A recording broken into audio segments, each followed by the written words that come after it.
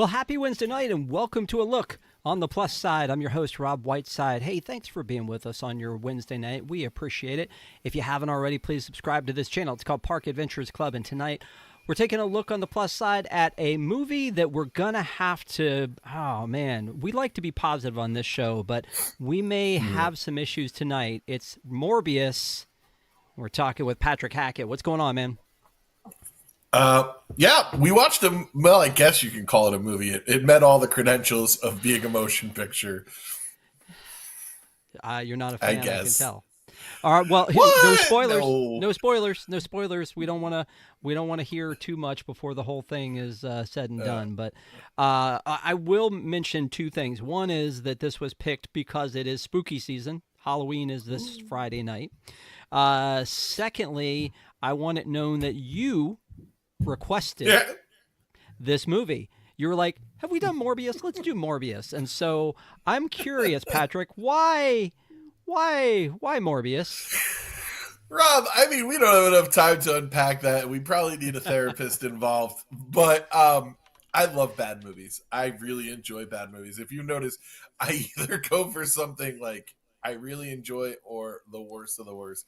And this was my excuse to watch this abomination. So thank you to our lovely fans. And hopefully we can God, it's just horrid.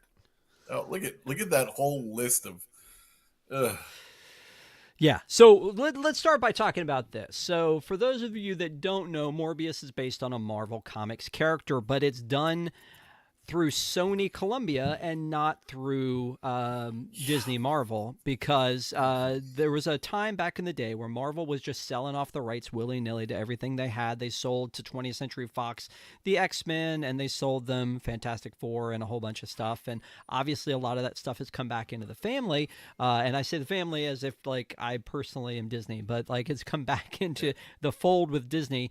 The only few outliers are Spider-Man, and let's just call him Spider-Man and his amazing friends. Anything that is Spider-Man canon was basically brought into the fold of Sony, and they made those first three Tobey Maguire movies, which I liked those movies. I thought they were good. And then Spider-Man 2, one of the best ever made. Yeah, and then they did this the Andrew Garfield reboot with 1 and 2. Fine. They stopped at 2, and they went with Disney, and Disney was like, "Look, we want Spider-Man in our universe. We want to help you reboot that. We'll produce it. You guys can still do the Spider-Man movies, but we'll have Spider-Man in our universe. We're a big deal now." I mean, that was a time when the MCU could do no wrong. And so then they were like, let's share this a little bit. And then Sony was like, you know what? We still own a lot of these other characters that we can just play with. And they released the Venom movie. Which is fine. No. Venom's fine. Carnage is fine. I don't think I saw the third one. I mean, I could have and just have forgotten it. All right. So, I think they were loosely calling it the Venomverse, but it's called Spider-Man's, the Sony Spider-Man universe. And the movies that were there, they were releasing basically the villains of Spider-Man. Those were, the first one was in 2018. They released Venom.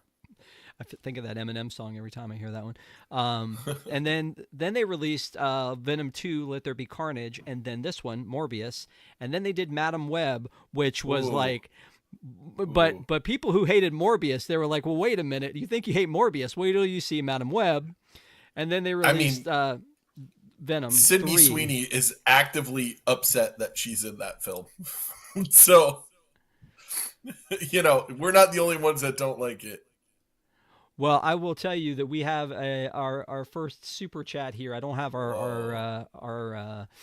our sounder from the park show, but it's from Rosita. It says, "Hi, Rob and Patrick.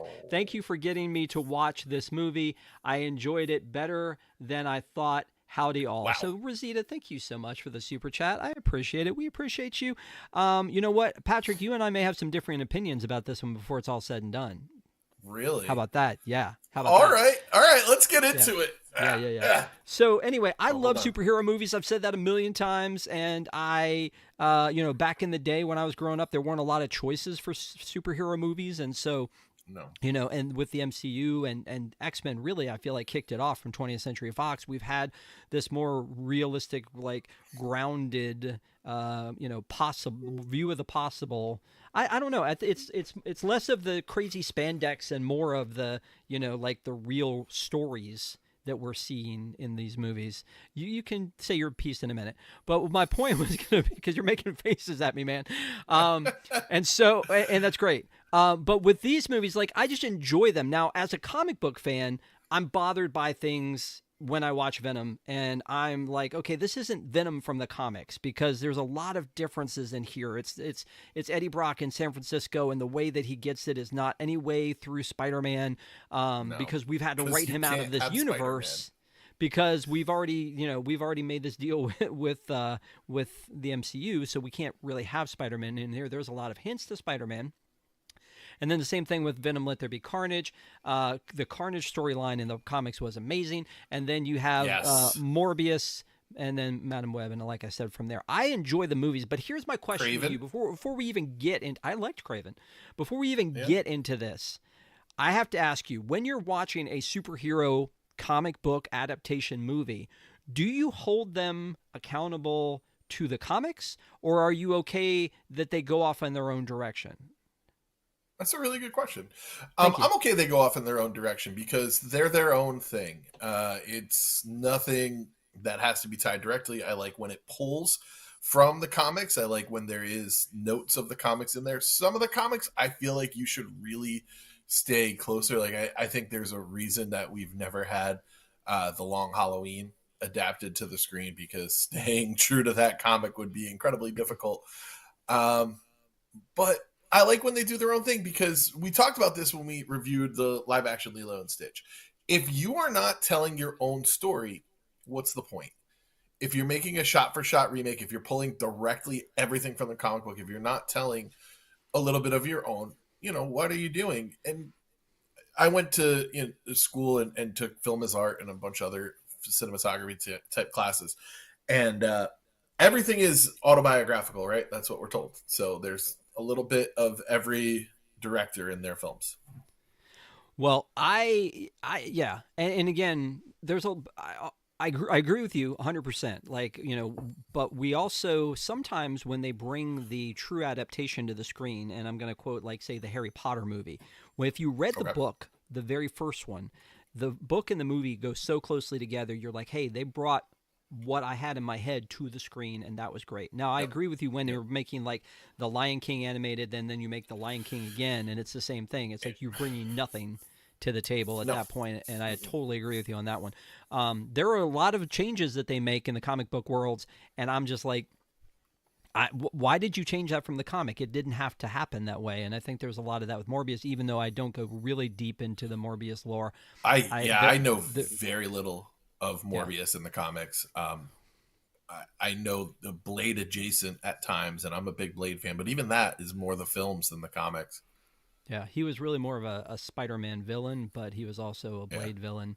Let's look at the stat board for this movie, because I love. I like the stat board. Yeah, I love a good stat board. So the runtime for this one is 1 hour and 44 minutes, which I was happy about, man, because a lot of times when you pop in a superhero movie, it's like 2.5 hours plus. This came out on April 1st, 2022, which is funny. Sure did. Which is funny. The rating is a PG-13, and there will be blood, so that's interesting. And the budget was $75 million. The box office was $167.5, which is actually being generous, since a lot of that was overseas, about half of it, or more. And then the company, like I listed, is Sony Columbia. I never really know what to say about that, because it's Columbia Pictures, but then Sony bought them a while ago. But then we always say that Spider-Man is owned by Sony, et cetera, et cetera. So, so they made this movie, and again, this is them taking these, like, villains in the comic, but like sort of anti-heroes. The Sinister Six. But these anti-heroes like Venom and et cetera, and they're making full-length movies out of them. All of the people that they've made movies about are like, they're Spider-Man villains. They're not Spider-Man. They're not heroes. But in the stories, the way they tell them as anti-heroes. And so you got an issue with anti-heroes? You know how I feel about that. These are bad guys. Let them be bad. At least there's some moments in Venom where he reverts to the mad hungry symbiote, and he's just trying to eat and consume. But like, can we stop making these characters redeeming? They're not redeemable. Redeemable? Yeah. All right. So before we get into the movie itself, let's talk about Morbin Time. Morbin Time became a meme, and people are like, where did it come? He didn't say that in the movie. Like, where are we? No, Morbin he did Time? not. Yeah, like, so yeah. I pulled this up, like, just a couple memes that I found today. Of course, it's Morbin Time, and then the guy leaning on the wall with the clock, and it's always Morbin Time. And then this one that says the best part of Morbius was when he said, when he said it's Morbin Time and morbed all over those guys. I mean, if you Google Morb, like, it has some other meaning, like, and it's like it's so hard to put into place. So it's something that the internet created. And so that's really, really funny to see. Also, in looking at a subreddit, I found this. So please know that there are people who cherish this movie. This guy says, if Morbius has 1 million fans, then I'm one of them. If Morbius has 10 fans, then I'm one of them.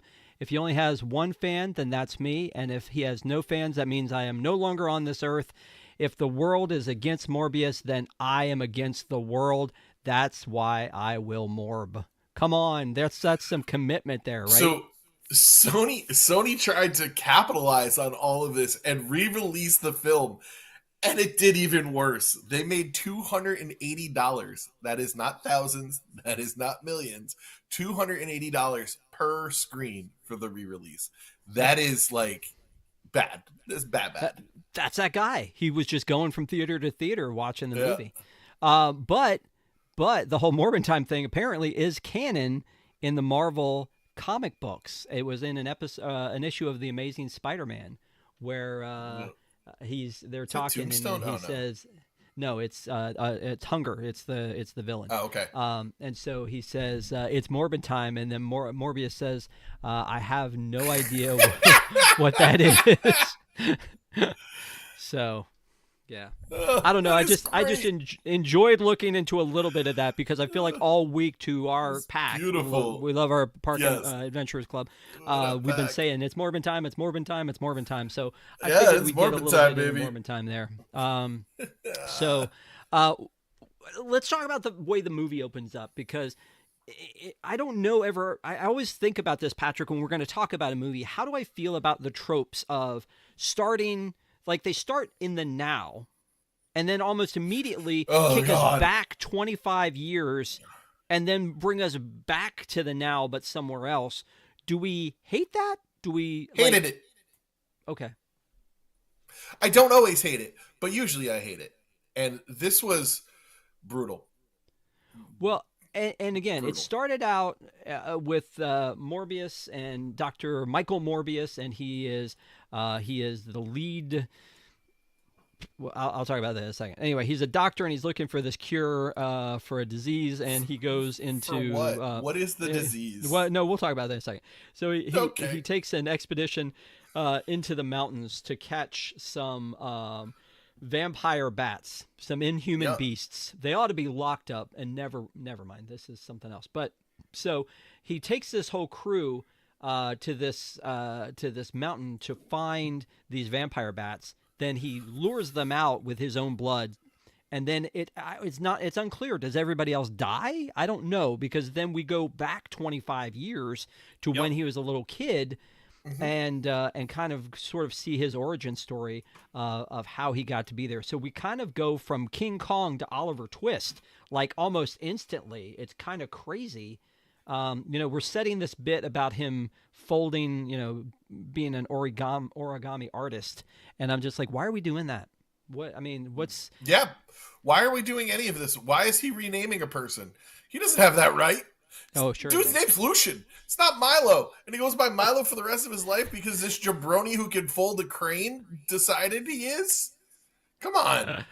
All right. So before we go any further, I have to stop and call out another super chat, Mr. Rob Bazemore, who you and I hung out with last Sunday night. Yeah, it was a great time. The man drove 2 hours in what I'm guessing is a Winnebago to his office because he had no power because he wanted to talk about theme parks. Bless this man. He did a super chat that said this movie was a steaming pile of poo. That's his super chat. He wanted to make sure that we knew that that's what he was saying, that he put that super chat out there. Thank you, Rob Bazemore, for watching, for being here, for that 2-hour drive the other night. I still thank you, can't Rob. get over You're it. awesome. And thank you, Rosita. I didn't say thank you to Rosita. You did. I did. It's impolite. You're a gentleman and a scholar, Mr. Bazemore, and Rosita. Bless you. Anyway, let's move on. So, yeah, this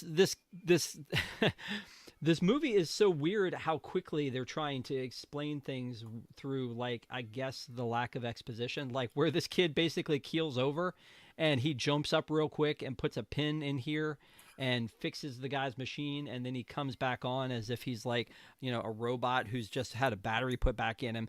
And then the doctor goes, oh, you fix that with a spring? I'm going to send you on a fully paid, trip to New York to get your education. No, two things. Number one, did you think he did something wrong to him first? Because I thought there was something more nefarious than he was trying to save him. Like, I thought he was trying to cover his tracks, that he did something bad to Milo, and he's been killing Milos, and that's where his bloodlust comes from. Number two, Morbius did not go to Charles Xavier's school. Well, who said that, though? No, they 100... When you because he said a school for a school for gifted in New York, but I mean, what they're saying. It's there. He's not a mutant. He doesn't have powers. He doesn't have the X gene. But at this point, he doesn't even have. You're right. He doesn't have powers because he hasn't gotten to the point where he experimented upon himself. So that's why I don't get to go think to Charles Xavier School. I don't think it was at school in the first place. But then why would you say that? I don't. Say Poughkeepsie, say Connecticut, say Vermont, wherever. Don't say New York. You know what you're saying when you say New York. Yeah. Yeah, I guess so. No, I know that everybody said that was kind of a throw to the Professor X, but yeah, it doesn't make any sense whatsoever. So then his little buddy gets a note that says he's leaving, and then we have this moment in the alley where the school bullies are there, and he's like, "Give me back my note." This seemingly again has nothing to do with any of this other than to maybe show us how much he cares for Michael, that he wanted this note back.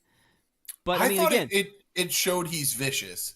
I thought it showed that he's vicious and that he's willing to do whatever he has to do to accomplish a goal. I actually his butt kicked. Well, I mean, he gets up here and starts throwing on the kid he knocked out with a crutch again. So, I weird setup, but I kind of get what they were trying to do in that scene. Yep. Also, then the next scene they show, now we're in the future, and Michael Morbius is supposed to be getting the Nobel Peace Prize for inventing artificial blood, and then he turns it down. Now, in the comic book, he took it. So why did he not take it? I don't know. Like, they kind of explain it. It's like, well, if I can't cure myself, which is what I'm out here to do, then I don't deserve that. And they're like, you could have helped the hospital if we had a Nobel Peace Prize winner here. Like, you could have helped us. What are you doing? Like, it didn't make any sense. Again, why show us that scene? I feel like even though this movie is only 1 hour and 44 minutes, there are a lot of scenes like this that feel very wasted to me. Oh, yeah. No, definitely. It's a movie that could have used a trip to the butcher shop to get some of that fat trimmed off. I have no idea what the whole point of all this was. All of the doctors in the MCU are bad. They're bad at medicine. Strange is bad. Doom is bad. Banner is bad. The doctors are bad. I don't know how anybody recovers from these massive injuries that they get when medicine is so poor in the MCU. Or the SSU. The Spider-Man symbiotic universe of tomorrow. SVU. That's what I felt like watching this, is I belonged on SVU. Because you were searching for the meaning of this movie. I was a victim. Because there was no pulse. Movie. I don't really. I've been morbed. It's Morbin time. Yeah, I guess so. So anyway, so we've now that whole bit is basically, now we've been introduced to him, and he's working in this hospital. He's taking care of this little girl. He's got a sort of female love interest. That's a 10-minute journey that like you really are still reeling from. Like, where did we just go there? From all over the place on that one. So I think they were trying opening to throw us is in. by far the worst part of the film. And I will say I will agree Yeah. with you on that one. That the beginning of it just felt very disjointed in general. Let's talk about this cast though. Can we talk about the Sure. cast? Yeah. The cast is I feel like a little lackluster. The stars are basically Jared Leto and Matt Smith from the 11th Doctor from Doctor Who. Now it's funny in looking at other. You're not gonna. There's plenty of people in here. I mean, it's not like Al Madrigal. You don't know Al Madrigal? No, Tyrese? I do, but Okay. they're not knocking down Al Madrigal's door to get. I don't know. All right, we'll get there. But Matt Smith, let's talk about him as the. Let's talk about him. He's the 11th Doctor, and apparently there were like 900 places in the movie where they used the number 11, and everybody is convinced that it was because of him being the 11th Doctor. Do you think that's true? Yeah, probably. Okay, Yeah, probably. when he said, "How's your pain?" and he said an 11, and when the clock was there, when he was young Milo, it was like quarter to 11, and so he wasn't quite 11 yet. And then later on, he's number 11. Tyrese, that was a mistake. Tyrese should not have been. Did not fit the role at all. No. Put him back in Fast and Furious. That's where he belongs. Stop being divas. That whole cast. Stop it. Yeah. Al Madrigal was okay, but he was great. He was okay. I loved him. He was okay. I thought he was terrific. Some of his reaction shots when they were like they arrested. Okay. I thought he was playing it really well. And I don't think we just talked about Matt Smith being the 11th Doctor. Matt Smith is making an absolute meal of this movie. And he is a bright, shining spot because he's like, I know the movie I'm in. No one else seems to know the movie they're in. But Matt Smith knows the movie he's in, and he is killing it. This dude is such a great actor. I wish we could see him in a better MCU role. I imagine he was up for some of them. He would have made a great Doctor Strange. But yeah, Matt Smith killed it in this movie. I thought he was great. And I know nothing about Hunger at all. So this was a new villain for me. And I loved his take on it. Yeah, I want to go to a specific Matt Smith. Now, there was some stuff early on with Matt Smith where I thought, did he have prosthetics on? He looked like his face was not his real face. I think that's just his face. When he was, I think you're right. When you say that he knew what movie he was in and like he wasn't taking it very seriously or whatever, I think this is the scene you're talking about. Yeah, 100%. 100%. You know what? That not to steal terms from the kids. It's giving Green Goblin. That's very Willem Dafoe.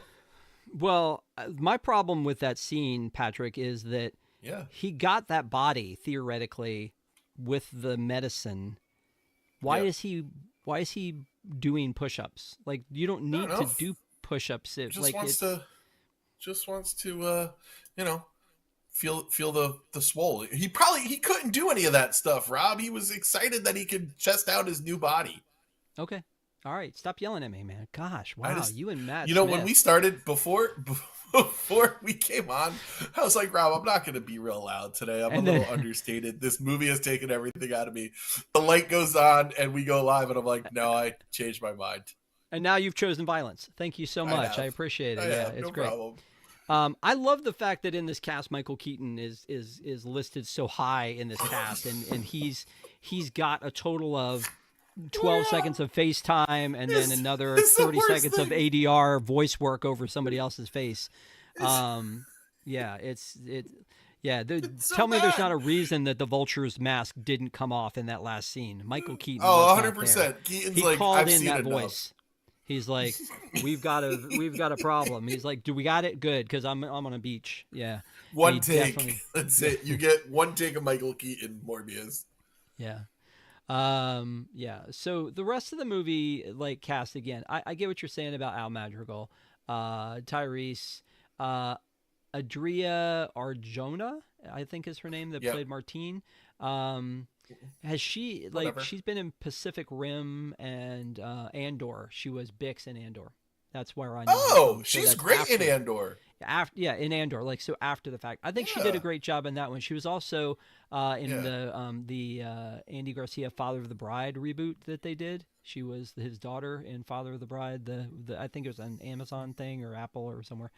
Um, but yeah, I think she did a great job with what she was given. But they didn't give her a lot of No. place in the movie. And again, Shocking. yeah, Shocking. yeah, exactly. So I think that's pretty much your cast. I think they did an okay job Yep. with what they had. I honestly think, and I know this is going to be a hot take, I honestly think that Jared Leto does a good job. I When think I he saw does a Tron fine job. Ares, and when I saw this, I think he does. I think he was a little over top as the Joker. I didn't really buy that He one. is atrocious as the Joker. Yeah, My problem with Jared Leto a lot of times is more off the screen stuff. Not to bring down our show, but and then on top of that, the ridiculousness of his method acting. Bro, you are not on the level of Daniel Day-Lewis. You need to stop limping around the set and making people push you around in a wheelchair for Morbius.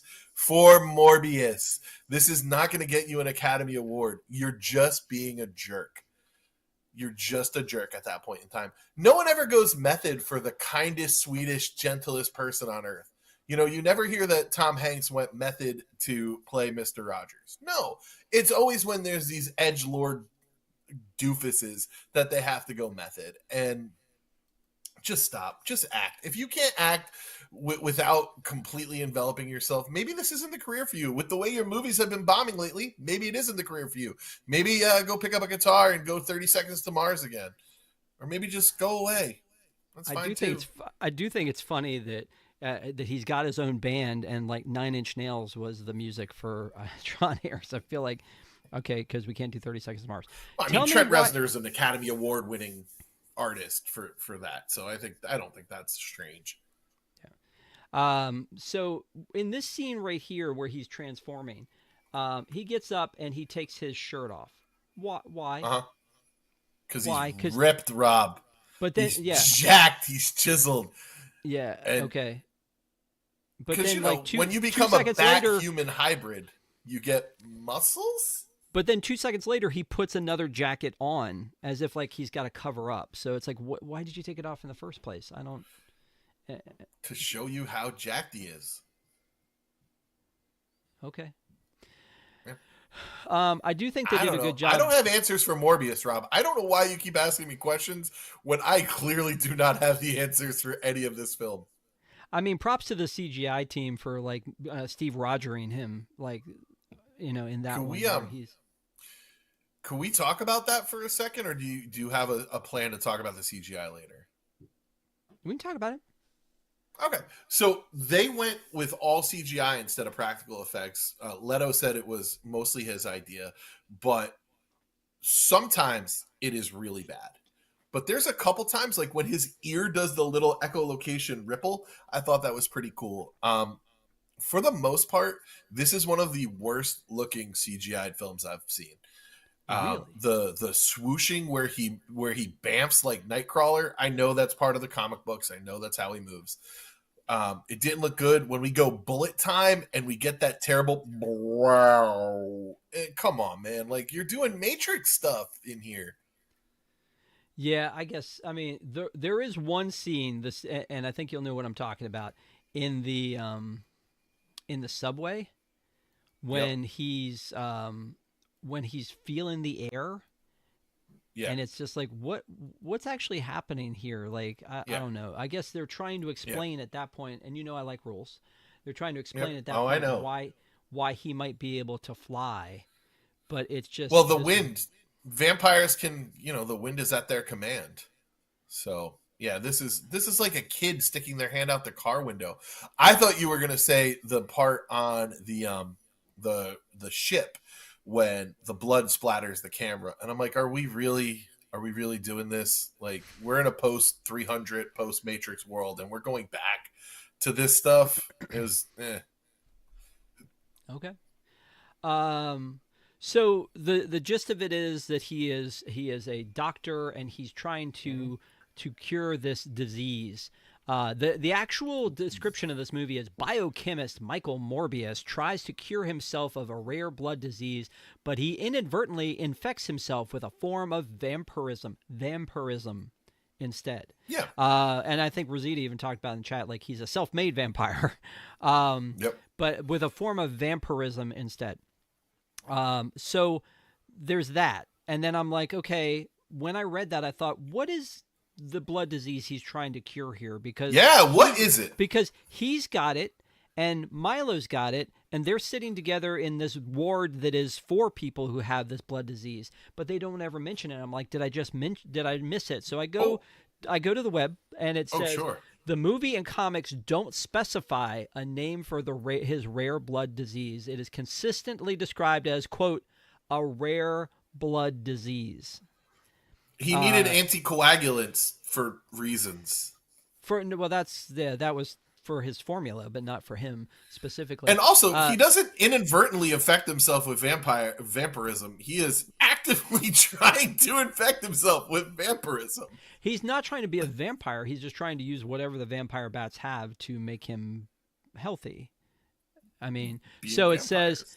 It says described as a rare blood disease that he tries to cure, but instead turns himself into a pseudo vampire, is what they say here. So they kind of talk about the vampire thing in this movie, and there's a thing about vampire bats that they don't actually suck blood; they just nick you and then they lick the blood. But they do that, but they don't like put their fangs in you and like drain blood. So then he's cross-pollinating the same way that like Dr. Kirk Connors does in Spider-Man. So as the Lizard, and it seems like do all Spider-Man, like every third Spider-Man villain is trying to like cross DNA. A lot of blood in Spider-Man. Yeah. And so I'm just like, okay.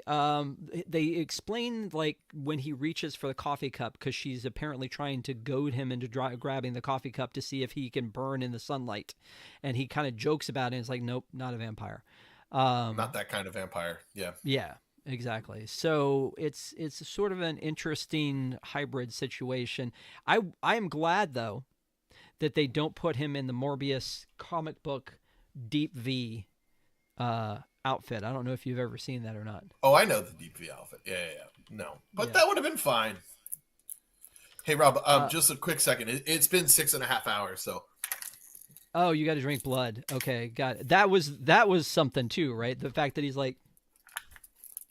just how purposeful his like dip into the blood was is something. Yeah. Well.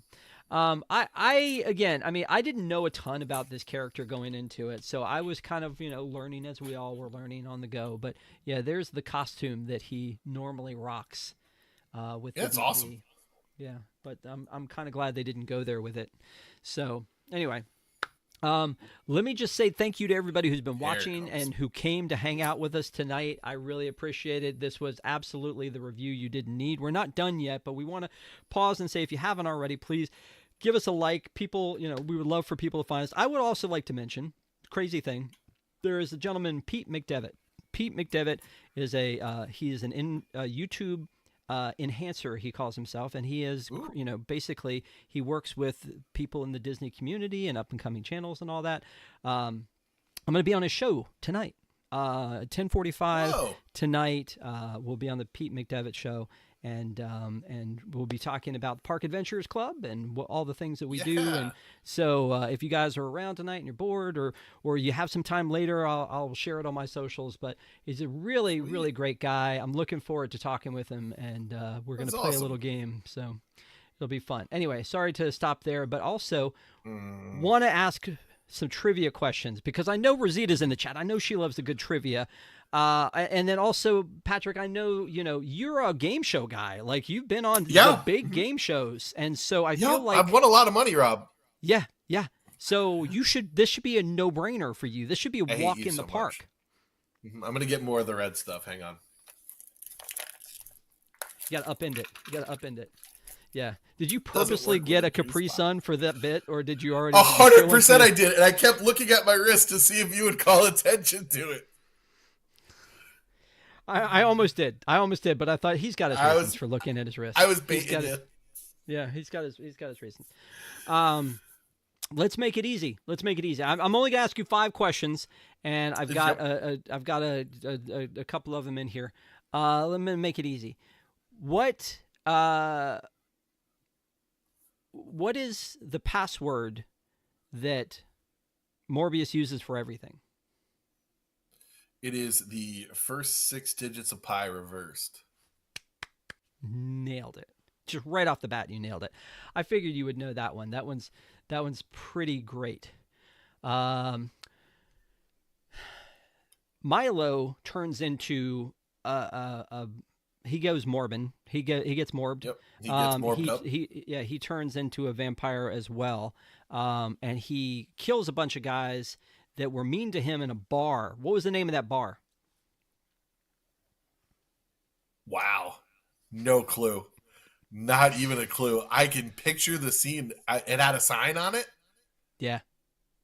Yeah, get out. All right, hit me with it. The Oriole. Oh, you're going to let the chat. What was it? The Oriole. The Oriole, like the bird? Yes. Oh. You're welcome. Yep, Rosita got it. Did she really? Yeah. Yeah. I could see, you know what? That's funny because I knew it was an orange sign, so that does make sense. Yeah.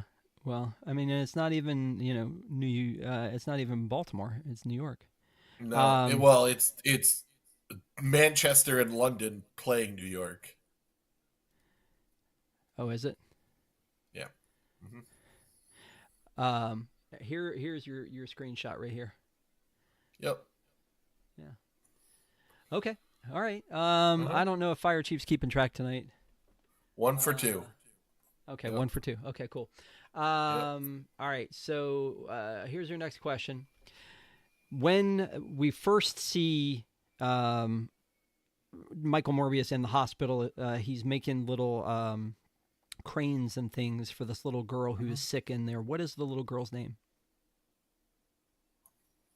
It's on the wall behind her. They call her that like 4 or 5 times. Yep, they sure do. She's unresponsive. They yell at it. You yell at it. Yep. Mm-hmm.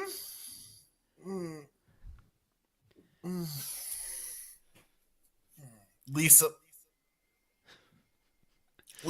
and Cult Jam. The Lisa Lee. I think I love you from. Oh my God. Hello. Rob, I worked so hard to remember trivia, and you're still just destroying me, and I'm very upset. You're fine. You're fine. All right.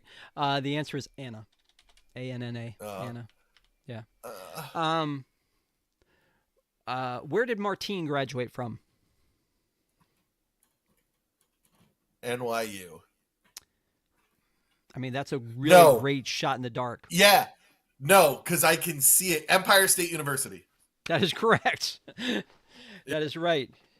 Your boy Al turns the corner in her apartment and looks and sees the diploma on the wall and says Empire State University, which is actually, I believe, where Parker goes. I was going to say Michael Morbius actually went.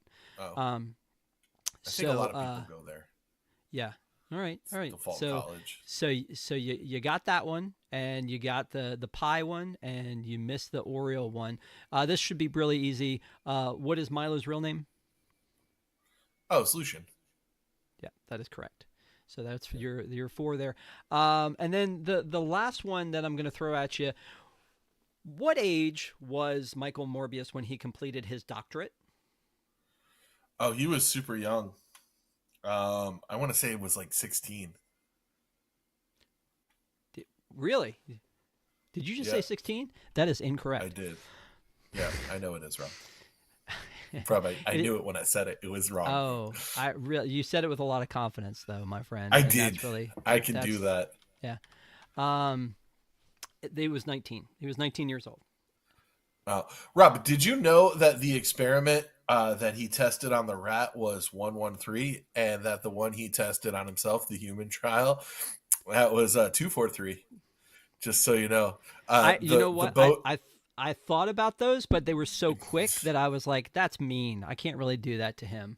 The boat is named after the person for Nosferatu, and it flew a Panamanian flag. So those are Where those are where some. what I was going to ask you, where was the mountain that they came to in the beginning of the it's called like the Mountain of the Oh, Dead or it's something like that. yeah, the Mountain of the Dead. It was I don't remember. See, I was going to I ask you do. that one. Yeah, I know they went to Greece after that Yes, for 25 years reasons. earlier in Greece. It Yep, was Costa Rica. Greece. There Was it the answer to is. that one. I was I going knew to it had a Jurassic Park connection for me, so that's how I was remembering that one. I was also going to ask you the name of the facility he works for, and I purposely haven't been saying Horizon it out Labs. loud. But then I thought that's too easy, and so therefore I didn't put that one out there. Yeah. Yeah.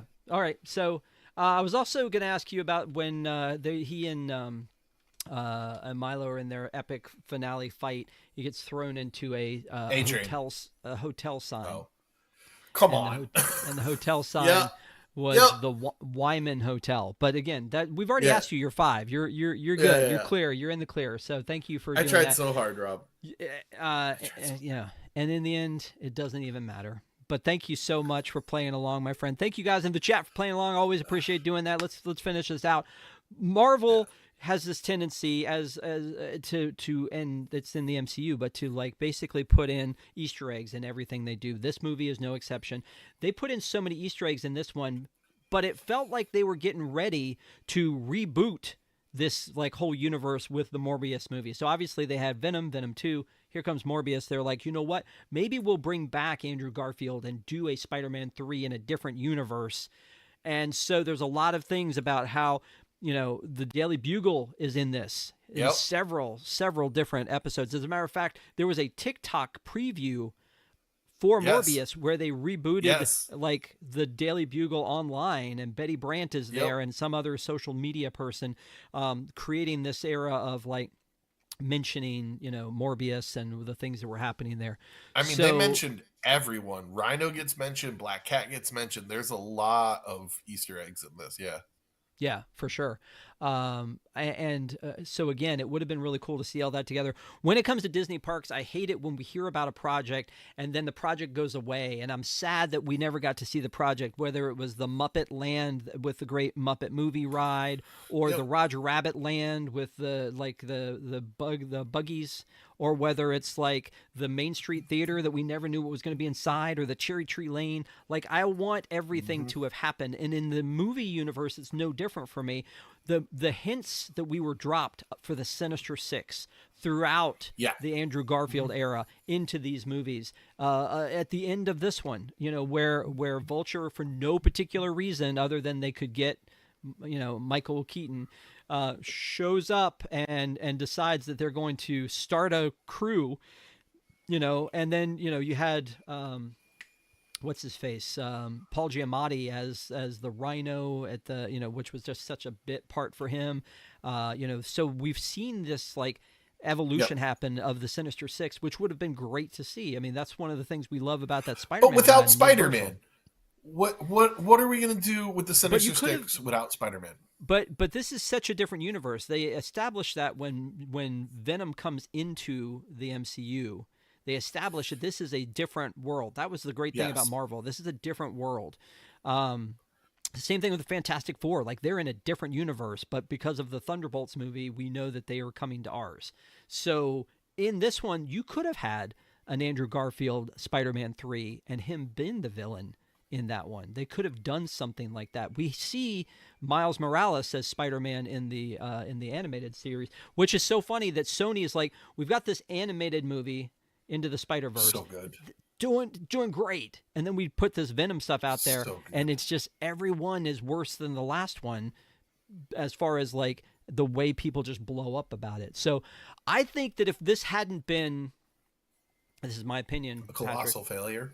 No, thank you for playing. I do think, though, that if this had been just a movie about a vampire sort of a situation and not labeled and brought into the Marvel realm, that might not have been a bad movie. I think that it is it is trying to do too much Marvel and too many tie-ins that way that it's not getting what it needs. And so therefore, I think on its own, if you just watch it, I don't think it's a bad movie. I know that you hate this movie. I mean, at least, and you could turn the table. You could turn the tables on me, and at the very end, go, you know what? I was pleasantly surprised, but I don't know. So the basic gist of the movie is that he creates himself as a monster. Then his lifelong buddy is done wrong in this one, and he becomes a monster, and they fight it out, and in the very end, Well, spoiler, he kills him. Yep. Now here's my problem. They left it a little ambiguous, and I wanted to see what you thought. What is his Martine? love interest name? What is Martine a vampire at the end? Yes. Okay. I didn't know if that was like a fever dream or if that actually happened. So, Martine makes a sacrifice, make it count. And I was like, oh God, I want to ram my head through the television screen. Because he drank the red and supercharged, and now Martine's a vampire and everyone's a vampire. And why, Rob? Everyone's a vampire. Everyone's a vampire. Yeah. So, I mean, there's this weird bit where she bites his lip, and then she takes a bit of his blood, and then he drinks her blood, which is, I think that's how that transference happens. Yeah. So there's her becoming. Now, let's just cut to the end of this. They have this epic battle. He is kind of beaten down by Milo because, again, in these situations, Milo is a stronger guy because he's fighting for his own good as opposed to feeding off of so many people, and the red blood makes him more strong than the artificial. And Michael Morbius is like, I'm trying to be nice, I'm trying to be thoughtful, I'm trying to be good here, and he needs to be as strong, and he finds a way to kill him. But as he's being beaten down, he decides to summon the bats. Didn't need to happen. Yep. Didn't need to happen. Nope. In Ant-Man, 100% they make it necessary, and it's useful. In this one, he summons the bats, and it just didn't need to happen. So Shano's like, he's Batman. I'm like, no, Batman's actually afraid of bats. He doesn't Is he really Man like Bat? bats. He's not Nope, Man yeah, Bat. He's not Man DC. Thing. He's not Giant Sized Man Thing. Also, his powers are dangerously close to Daredevil throughout most of this movie. I was like, this is and the CGI, man, it's just bad. It's bad CGI. It looks terrible. I don't know. The CGI honestly did not bother me in this one. The way that their faces kind of morphed in and out of being human and vampire. Yeah, I didn't mind that. I thought that was pretty well done. It was some of the bigger set pieces that bothered me. I like what they did with the faces. I thought the faces was okay. Yeah. Because as he's dying here, he kind of starts to turn back into himself. I don't know. I mean, again, I didn't hate this movie. I'm just going to go ahead and say that. I mean, there are thoughts I have about this, and we'll wrap this up a little bit in a little bit, but I did not hate this movie. I just felt like it was probably set up as a turning point in this universe for them to start to do more. The same way the Hulk movie was. The Hulk movie in the MCU is the first time we're like, wait a minute, there's Tony Stark, he's coming into this, and then General Ross is going to be part of this, and then we're going to take this into another several decades later. Yeah, we're gonna make something else out of this. I feel like that then we're like, oh, okay, that's why this movie existed. In this one, I feel like it exists because it's supposed to take there are references to Venom.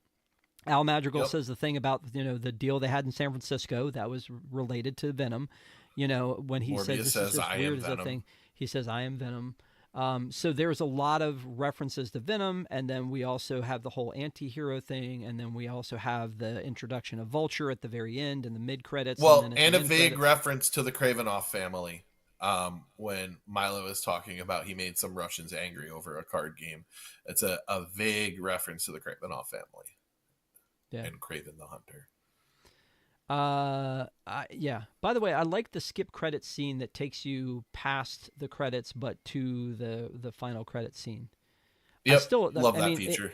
yeah, a lot of times the end credit scene probably seem better on paper than they do in real life. But Yep. the fact Agreed. that the fact that they bring out somebody who is supposed to be pretending to be Michael Keaton, who gives his little speech here at the end.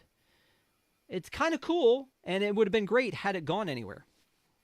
But it's all dead. I mean, they pumped out in Yeah. the end of 2024. They pumped out 3 Venomverse movies. The third Venom, Madam Web, and Craven all came out in 2024. It's just like they were like, these are all in production. We just got to get them off the shelf and then move on. So I think this This world is burned dead, them. right? Oh, it's dead. Dead, Yeah. dead, dead. Not rising from the dead. I know that Leto teased Morbius 2, it's Morbin Time, on one of his social channels, but no. No, no, no. This ain't Yeah. happening. Okay. We'll see what Sony does next. I mean, we have the third and possibly final Spider-Verse coming out soon. Yeah. Oh my gosh, it's been so long since that's come I out. know. We've never talked about that one. We may. I mean, that very first one was a great movie. The second one was pretty cool, and I'm waiting for Well, the it's third pretty one. okay. Yeah, Yeah. I mean, the second one made again like this one did. It just went off on references, like bringing Donald Glover in, and just I mean, as Prowler, and like it just went off on references, and I feel like I hope they tie it up well in the third movie, and that would be a great trilogy. The other movies that are in here, again, Venom. I don't mind Venom as a movie. Same thing as I just said Yeah. about Morbius. I don't mind it as a movie on its own. Same thing about the Fantastic Four, that bad Fantastic Four movie that they did with Michael B. Jordan. That one, like, if it was just a movie about 4 people who got powers, that would be better than you trying to pass that off as a Fantastic Four movie, because they just changed everything. And then it's just like, I don't even recognize this anymore. And then they were like, you know what? Let's get back to the touchy-feely Fantastic Four that everybody loves for the theater. I liked that movie. I know a lot of people also did not necessarily like that Fantastic Four movie with Pedro Pascal. Haven't seen it yet. It Okay. actually is coming out on my birthday to streaming, so I'm looking forward to that. Well, happy birthday to Patrick for that one. Hey, thanks. So again, we'll get to final thoughts on this one, but I want to give a big shout out to the Pack, our Park Adventurers Club. Thank you guys so much for being the community that we get to share our stories and our crazy with every week. We appreciate you so much. Thank you guys for being in our Discord and for having conversations and answering my silly question of the day and talking with us. And if you want to learn more about it, go to patreon.com/gopack, PAC. But again, thank you guys so much for supporting us over the past 6 months. And we've got more stuff ready to go coming into the holidays. Patrick has already teased another movie that he thinks is super awful that we're going to be talking about. I've never seen it, so I can't wait. But yeah, It's yeah. wild. So yep. We've got a lot of good times coming. So thank you guys for that. This Friday night, I'll be doing a watch along at 8:30 on Friday, a live watch along of Patrick's favorite movie, The Nightmare Before Christmas. Okay. Anyway, I love that movie. I cherish it. It is my tradition every single year that I sit down on Halloween night and I watch that movie to kind of wrap up the Halloween season and usher in the Christmas holiday season. So I will be watching it anyway. I thought I would do a watch along. So tune in 8:30 Friday night for a live for me hanging out with you guys. Maybe we'll start it all at the same time. We'll watch A Nightmare Before Christmas on Disney Plus, and it'll be fun. I will watch Werewolf by Night is my new Halloween tradition. Okay, my wife hates that movie. I love that. Color or black and white? Black and white, obviously. Okay. Yeah, obviously the way Mike intended it to be. And then don't forget to join us Sunday night for another Park Adventures Club. That is our park show that we do every Sunday night at 8:30 p.m. Eastern. And then next Wednesday night we will be back with another look on the plus side. I don't even remember what we're doing next week. I don't think it's a you thing. So do you remember? It's not what we're me. doing? I took 2 weeks in a row because I had to jump back in for Morbius, and I don't think I'm coming back until the holiday season where I'm doing another back-to-back week. Where, oh boy, Rob, I'm looking forward to one of them, and we are going to submit the poor pack to horrors they are unbeknownst to. Yeah. Yeah, no, it's going to be bad. Next Wednesday night at 9 p.m., Tangled. We're going to be doing Tangled with sweet. Stephanie. She requested that one, so we will be doing the Mandy Moore and Zachary Levi Tangled movie, the original, not the remake that is maybe going to come out, maybe not. They were like, hey, here's Snow White. No, we're going to cancel Tangled. But Stitch did really well. Well, maybe we can still do this one. So we'll see how it goes. All right. Creatively bankrupt. Yep. So, again, thank you guys for being with us tonight. I appreciate you. Patrick, what's the score of the game? I don't know. Okay. I'm locked in with you, Rob. I appreciate you then. But now is the time. Now is the best time, because if somebody came to you and said, Patrick, I know you love comic books and you're like a Disney guy, and we're going to be on Disney Plus and we're going to be taking a look at some movies, and I saw this Morbius thing on there, and I know you always say it's Morbin time. Patrick Hackett, would you recommend this movie? All right. So here's the deal. This is one of the worst movies I've ever seen. It is lit terribly. The CGI is below 90s level CGI. For some reason, they decided to go back to bullet time. But get some friends, get some snacks. If you partake in adult beverages, get a lot of those and watch this movie with friends and enjoy it for what it is, an absolute train wreck. Don't watch this in any serious fashion, but you can feel free to get a group of your bad movie watching friends together and enjoy this, because it's enjoyable in how bad it is. It is not enjoyable as a film. Wow. So you're saying get with your friends and do it MST3K style. Yeah, where you absolutely. Just roast it. You just roast it. Yeah. You know what? I actually enjoyed it. And like I said, it's one of those things where it makes me sad that it didn't pay off, that we were not going to see the formation of the Sinister Six, that we don't see what the Vulture had going on here. But I think Jared Leto did a good job here. I'm separating myself from anything he does off screen, but I think that he did a good job in this one and took it pretty seriously. I think Matt Smith had a good time with it, and I really enjoyed rewatching it. There are some movies. Last week, Ron and I watched Something Wicked This Way Comes. It's going to be a long time before I can muster up the courage to watch that one again. But this one, I would watch again, and I would like to hear, like Rosita talked about earlier. She was like, "Thanks for letting me, for suggesting this one and watching it." I love that. I love when people like do the homework and come and watch the movie. And that's why we started this show, is so that we would have a reason to go back into Disney Plus and see these things, because we got Disney Plus, and it's like, great, we have all of these things that we have access to. Are we going to go in there? Well, what if we talked about it once a week? What about that? Then maybe we could go back in and find some things, and we find some big things that people like, that we talk about with a great nostalgia. We find things that we're like, I didn't know that existed. That's that bad Christmas movie. I knew it existed. I've never watched it. So, man, it's going to be a thing. It's going to be, We're in for it. We're in for it. It's going to be a thing. We're going to be trauma bonded. We'll see if my optimism can win out over that one. So, again, thank you all for being with us tonight. Thank you for hanging out. Hopefully, we'll see you Friday night for the watch along for A Nightmare Before Christmas, and if not, then hopefully we'll see you Sunday night for the Park Adventures Club, and if not, next Wednesday night we're going to take another look on the plus side. Thank you guys so much. Have a great week. See you soon.